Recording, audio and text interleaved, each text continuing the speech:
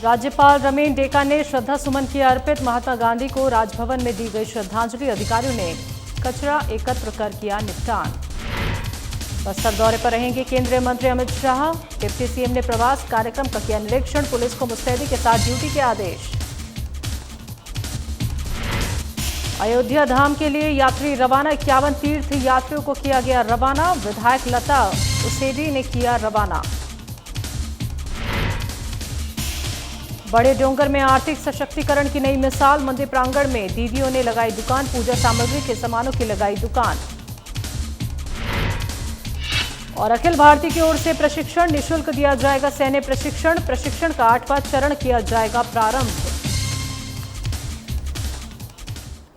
राज्यपाल रमेन डेका ने राष्ट्रपिता महात्मा गांधी और पूर्व प्रधानमंत्री लाल बहादुर शास्त्री की जयंती के अवसर पर राजभवन में श्रद्धा सुमन अर्पित किए। राज्यपाल ने टाउन हॉल परिसर में महात्मा गांधी की प्रतिमा पर पुष्पांजलि अर्पित कर उन्हें भावभीनी श्रद्धांजलि दी और इस अवसर पर स्वच्छ भारत अभियान के तहत राजभवन परिसर में साफ सफाई कर स्वच्छता का संदेश भी दिया गया। तो राजभवन के अधिकारियों और कर्मचारियों ने भी इस अवसर पर सुबह राजभवन परिसर के अलग अलग स्थानों पर झाड़ू लगाकर कचरे को एकत्रित करके उसका निपटान किया।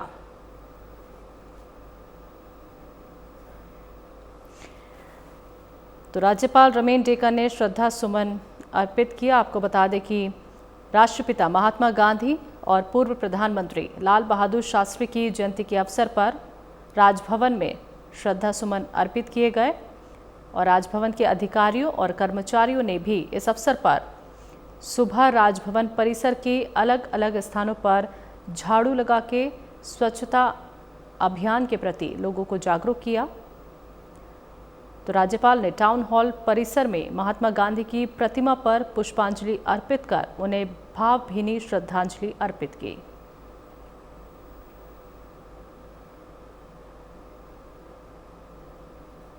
राज्यपाल रमेन डेका और राज्य की प्रथम महिला रानी डेका काकोटी विजयदशमी के अवसर पर राजभवन में आयोजित शस्त्र पूजन और हवन में शामिल हुए। आपकी जगह हवन में शामिल हुए। उन्होंने इस अवसर पर देश और प्रदेश की सुख समृद्धि की कामना की।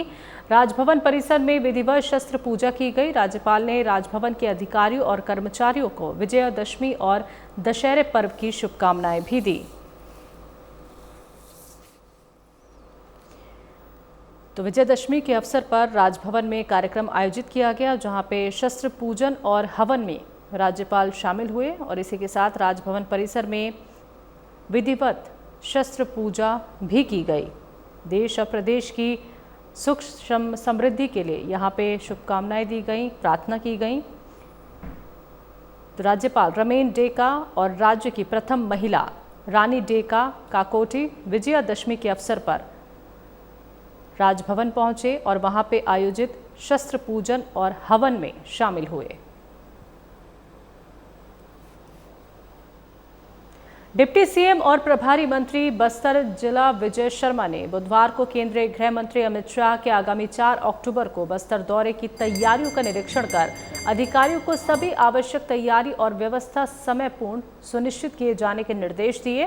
तो विजय शर्मा ने सिरहासार भवन और कार्यक्रम स्थल लालबाग में तैयारी का जायजा लिया और अधिकारियों की बैठक में प्रवास कार्यक्रम की प्रत्येक तैयारी और व्यवस्था की विस्तृत समीक्षा की। इस दौरान सांसद बस्तर महेश कश्यप, विधायक जगदलपुर किरण देव और अन्य जनप्रतिनिधि अधिकारी मौजूद रहे।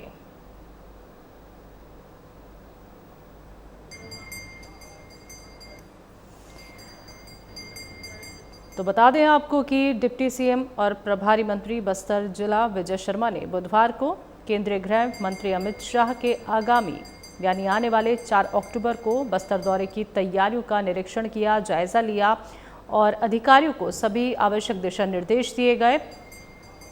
तो इस दौरान सांसद बस्तर महेश कश्यप, विधायक जगदलपुर किरण देव और उनके साथ अन्य जनप्रतिनिधि अधिकारी मौजूद रहे। तो विजय शर्मा ने सिरहासार भवन और कार्यक्रम स्थल लालबाग में तैयारियों का जायजा लिया।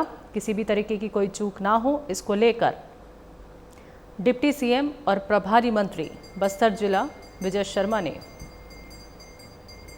आने वाले 4 अक्टूबर को जब अमित शाह आएंगे केंद्रीय गृह मंत्री, तो बस्तर दौरे की तैयारियों का निरीक्षण किया गया।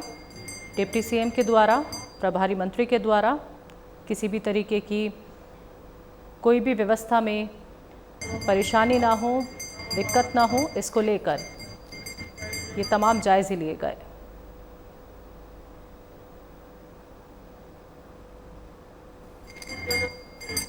दरबार में माननीय अमित शाह जी 3 को रायपुर पहुँच जाएंगे ताकि यहाँ विलम्ब न हो। सुबह से 4 तारीख को जगदलपुर रहेंगे।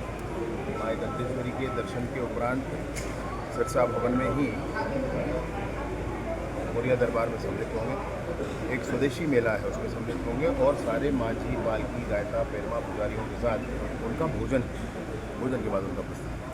तो सांस्कृतिक कार्यक्रम में माननीय सांसद जी सारे मांझियों के साथ उनको निमंत्रण के लिए गए थे।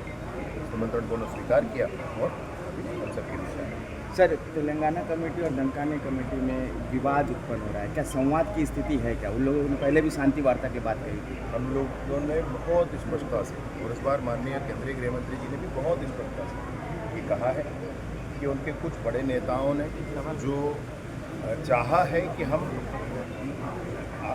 सबके साथ मिलकर आगे बढ़ें, लोकतांत्रिक प्रक्रिया में आगे बढ़ें, इसके लिए हम रेड कारपेट बिछाकर, लाल कालीन बिछाकर उनका स्वागत करते हैं। उनको आने के लिए स्पष्ट रास्ता भी उपलब्ध कराया जाए और आने के बाद, पुनर्वास के बाद लोकहित की चर्चा है तो उनसे भी लोकहित की चर्चा की जाएगी। कोई विषय नहीं है। जो है यहाँ पर दंडकारण्य समिति वाले, वो ज़रूर आ जाए। जिनके मन में भाव अच्छा आ गया है वो विलम्ब ना करें, समय ना गंवाएं, आगे बढ़ें। आत्मसमर्पण ही रास्ता है क्या? शांति वार्ता के लोग कह रहे थे कि आत्मसमर्पण का रास्ता वो आएंगे तो लोकहित की जो भी चर्चा होगी, लोकहित की चर्चा सबसे करते हैं। कोंडागांव रामलला दर्शन योजना के अंतर्गत कोंडागांव जिले से 51 श्रद्धालुओं का एक दल अयोध्या धाम के लिए मंगलवार की रात रवाना हुआ। श्रद्धालु के इस दल को कोंडागांव से रात्रि 9 बजे हरी झंडी दिखाकर बस्तर प्राधिकरण की उपाध्यक्ष और कोंडागांव विधायक लता उसेडी ने रवाना किया। तो श्रद्धालु का ये जत्था बस द्वारा राजनांदगांव तक की यात्रा करेगा और इसके पश्चात ट्रेन से अयोध्या धाम के लिए प्रस्थान करेगा। जत्थे में शामिल श्रद्धालु रामलला के दर्शन को लेकर अत्यंत उत्साहित और भाव विभोर नजर आए। गौरतलब है कि मुख्यमंत्री तीर्थ यात्रा रामलला दर्शन योजना के माध्यम से राज्य के हजारों श्रद्धालुओं को अयोध्या धाम की यात्रा कराने की पहल की गई है। योजना का उद्देश्य नागरिकों को धार्मिक और सांस्कृतिक विरासत से जोड़ना और आध्यात्मिक अनुभव प्रदान करना है।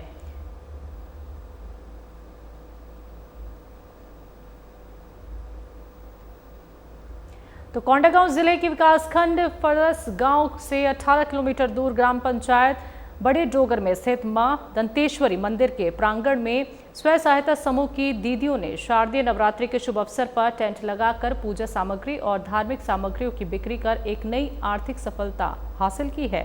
इस गतिविधि के तहत 3 स्वयं सहायता समूह ने मां पार्वती समूह की बिमला पुजारी, भैरव स्वयं सहायता समूह की आयशा बानो और महादेव स्वयं सहायता समूह की रसीता यादव ने मंदिर प्रांगण में पूजा सामग्री और धार्मिक सामानों की दुकान लगाई। तो नवरात्रि के 8 दिनों के दौरान इन दीदियों ने लगभग 48,000 से 55,000 रुपए की सामग्रियों की बिक्री कर लगभग 17,000 से 19,000 रुपए का लाभ अर्जित किया। यह आर्थिक लाभ समूह की दीदियों के लिए एक बड़ी सफलता साबित हुआ है। तो स्वयं सहायता समूह की ये पहल न केवल महिलाओं के आत्मनिर्भर बनने की दिशा में एक महत्वपूर्ण कदम है, बल्कि सामाजिक और आर्थिक विकास का भी एक उदाहरण है। तो समूह की दीदियों ने अपने प्रयासों से न केवल परिवारों की आर्थिक स्थिति को सुदृढ़ किया है, बल्कि ग्रामीण महिलाओं के लिए रोजगार के नए अवसर भी सुसज्जित किए हैं। इस प्रकार की गतिविधियां महिलाओं को सशक्त बनाने और उनके सामाजिक सम्मान को बढ़ाने में भी सहायक होती हैं। तो राष्ट्रीय ग्रामीण आजीविका मिशन बिहान के जिला मिशन प्रबंधक विनय सिंह ने समूह की दीदियों को इसी प्रकार आजीविका गतिविधियों के लिए प्रोत्साहित किया। तो बड़े डोगर क्लस्टर की पीआरपी सागर सेठी ने भी दीदियों के उत्साह और समर्पण की प्रशंसा की।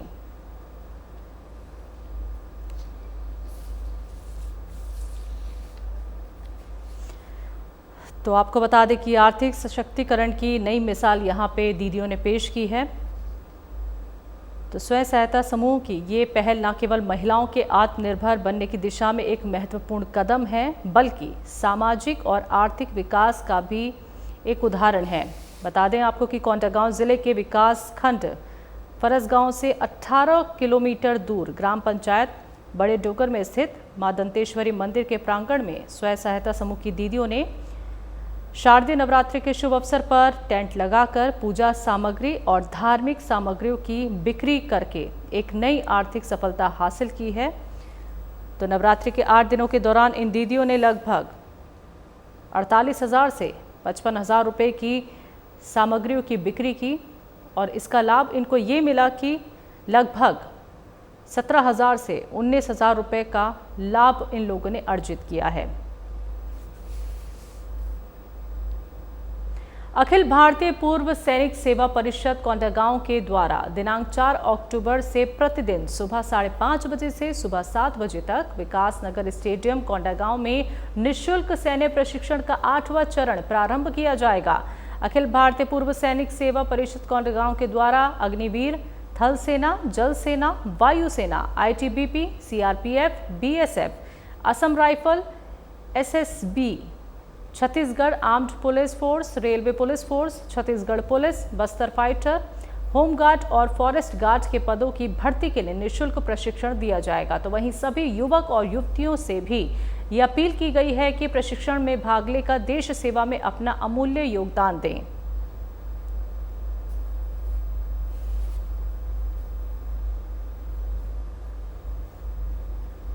कोंडागांव जिला कांग्रेस कमेटी ने प्रेस वार्ता आयोजित की। प्रेस वार्ता को संबोधित करते हुए कैबिनेट मंत्री मोहन मरकाम ने कहा कि बीजेपी सरकार के राज में गायों की तस्करी शुरू हो गई।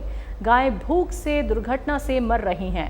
बीजेपी की सरकार बनने के बाद बिना किसी वैकल्पिक व्यवस्था किए कांग्रेस सरकार के द्वारा चलाई जा रही गौठान योजना और गोबर खरीदी योजना को बंद कर दिया गया, जिसके कारण पिछले 1.25 साल में चारे पानी के अभाव में, भूख से और खुले में घूमने के कारण सड़कों पर एक्सीडेंट से बड़ी संख्या में गायों की लगातार मौत हो रही है। तो कई समाचार माध्यमों में जो खबरें आई हैं उसके अनुसार 1.25 साल में 850 से अधिक गायें सड़कों पर कुचल कर मारी गईं। लगभग 1200 से अधिक गायें भूख से, चारे और पानी के अभाव में मारी गईं।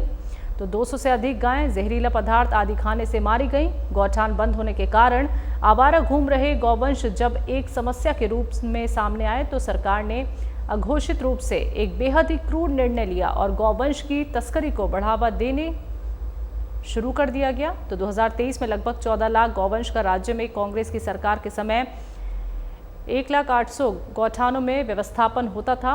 उनके चारे पानी की व्यवस्था होती थी। गायों के मौत के मामले में कांग्रेस ने अभी तक 6 कमेटियां बनाई हैं। उनकी रिपोर्ट और हमने जो अपने कार्यकर्ताओं के माध्यम से गांव वालों से चर्चा कर जानकारी एकत्रित की है वो बहुत ही चौंकाने वाली और दुखद है। तो 2 साल में गांव और शहरों में पशुओं की संख्या 40% तक घट गई है। अर्थात राज्य से पिछले 2 सालों में लगभग 5 लाख से अधिक गौवंश गायब हो गए। दुर्घटना से मरने वाली, भूख से मरने वाली कुल गायों की संख्या तो लगभग 2,000 से 2,500 तक है। फिर ये लगभग 5 लाख गायें कहाँ गईं? तो सीधा मतलब है उनकी तस्करी कर यूपी महाराष्ट्र के स्लाटर हाउस पहुंचा दिया गया है। खुद को गौ पूजक और गौ रक्षक बताने वाली बीजेपी के राज में ये महापाप हो रहा है। गायों की तस्करी हो रही है, गायें स्लाटर हाउस भेजी जा रही हैं। मोदी सरकार आने के बाद भारत ब्राजील के बाद दुनिया का दूसरा सबसे बड़ा बीफ निर्यातक बन गया। तो बीफ निर्यात करके मोदी सरकार हर साल 4.3 अरब डॉलर कमा रही है। तो ये आरोप लगाए गए हैं बीजेपी पर।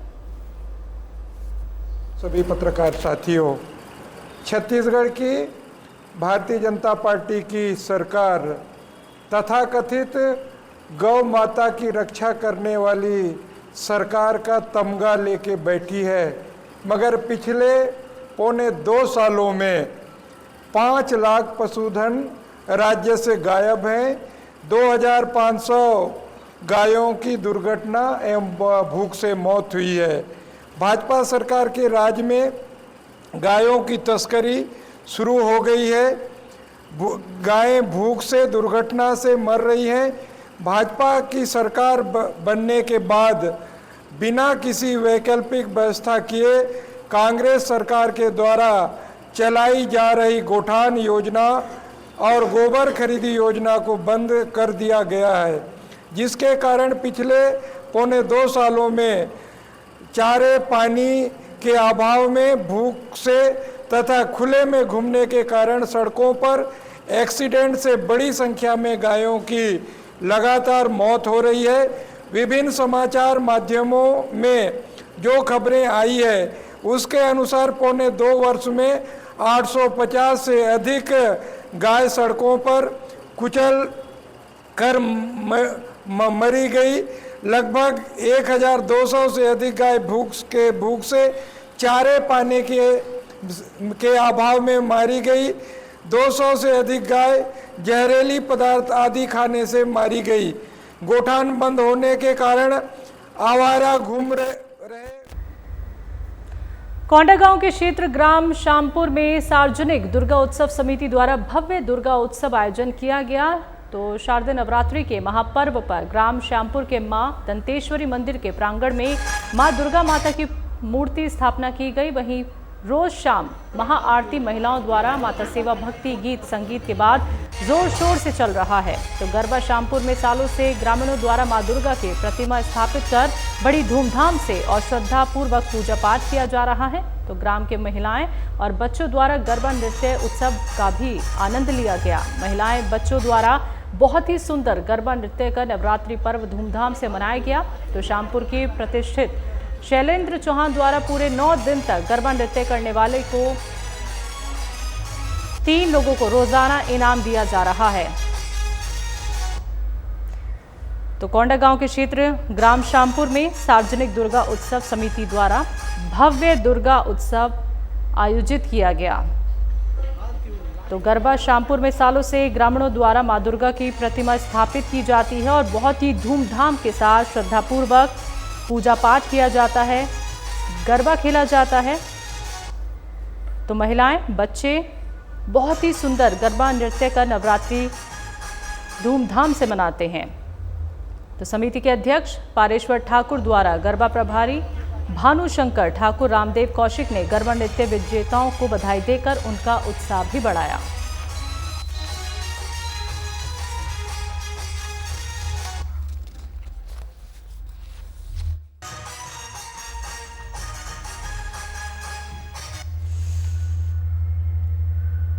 तो कोंडागांव में गरबा नृत्य करने वालों को इनाम भी दिया गया। रामदेव कौशिक ने विजेताओं का यहां पे उत्साह बढ़ाया।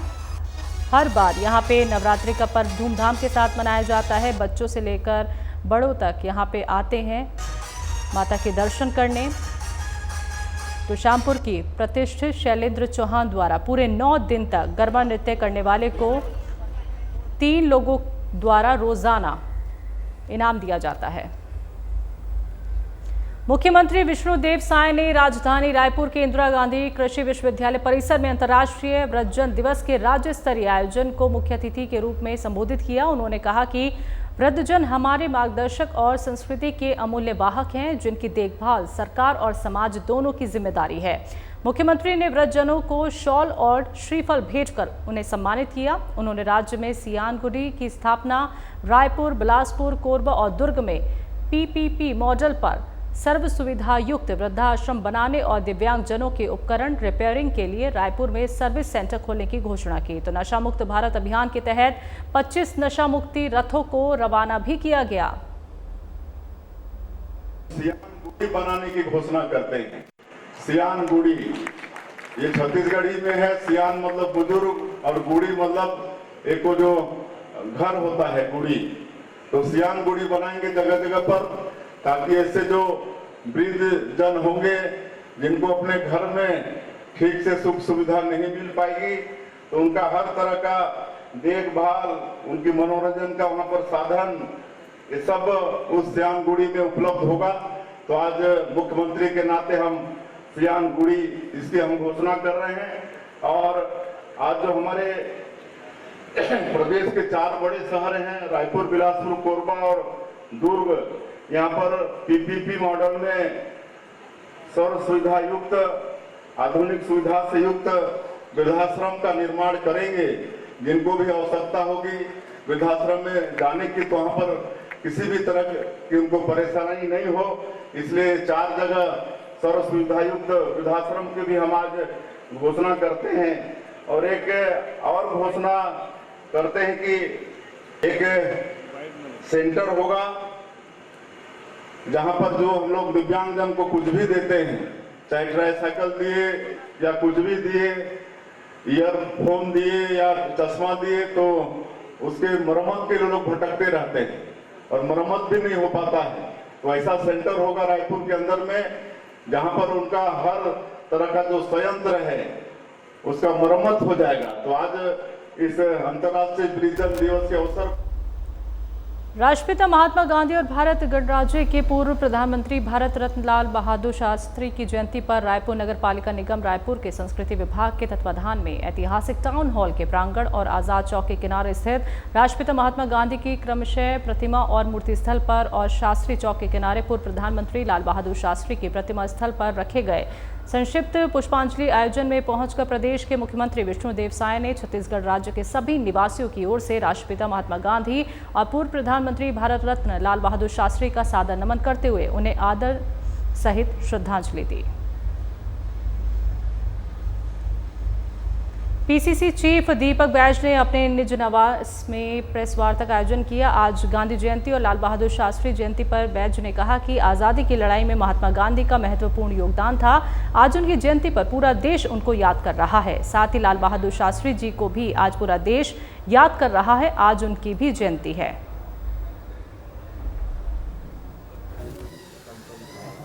गांधी जयंती है